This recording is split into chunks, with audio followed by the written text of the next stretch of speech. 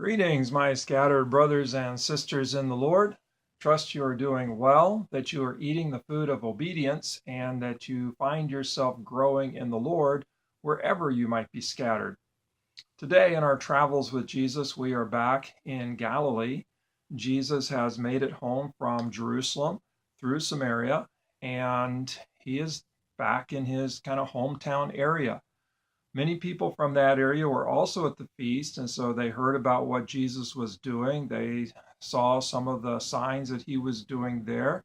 And so they want to see Jesus do the same things in their hometown area. There is a royal official. We don't know him by name, but this royal official had a son who was sick and who was dying. He heard about Jesus. And so he finds Jesus, he comes to Jesus, and he begs Jesus to come with him and to heal his son. This is the same area where Jesus performed that first miracle of turning the water into wine. And so this royal official is just begging Jesus to come back to Cana, that area, and to heal his son. And Jesus' response is kind of interesting. He tells this royal official that unless you, and it's a you plural, so unless you all see signs and wonders, you won't believe. Well, the royal official begged Jesus to come and to heal his son, implored him all the more, just come, my son is dying.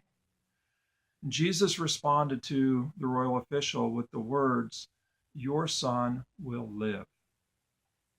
The royal official took Jesus at his word. The royal official believed the word that Jesus spoke to him, and he headed back home without Jesus.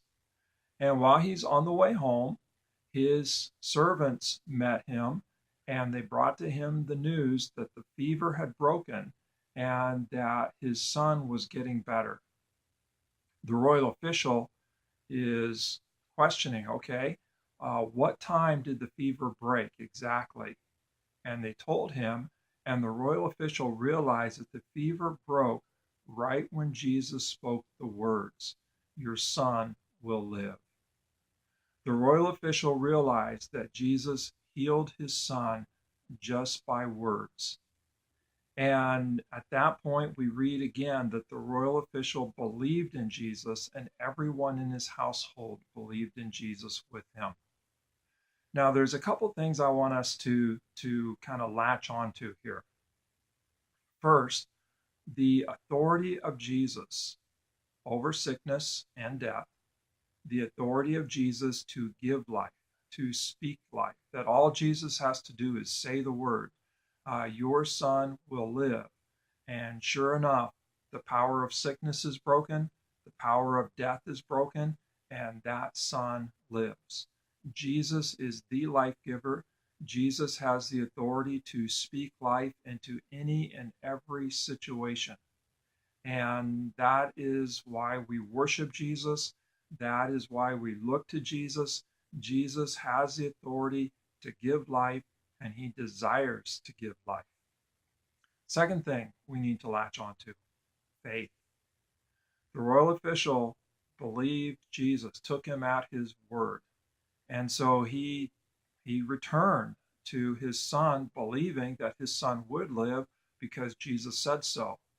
And then when he finds out that the fever is broken and that his son is doing well, then he believes all the more. And so he has this growing faith in Jesus. And we need to imitate this royal official to where we come to Jesus, to where we believe. And then when we see Jesus' power, when we see the life that he gives, then we believe all the more. And we keep on believing in Jesus deeper and deeper and deeper. And the more deeply we believe, then the more open we are to the life that Jesus wants to speak into us and wants to give through us to others. So those are the things to latch onto today. The authority of Jesus to give life. It's his desire to give life. That's why the Father sent him. And so this authority to speak life into any and every situation. And then on our side of it, to trust him, to believe in him and to believe more deeply in him, so that we are always growing in this deeper and deeper trust in Jesus. So wherever you're at today, wherever you're scattered, whatever the situations you find yourself in, just remember that Jesus has the authority to give life. And so trust him, seek him, believe in him, and then believe in him all the more deeply when he does indeed speak life into that very situation where death is trying to have its way. God bless. Have a great day. Believe deeply.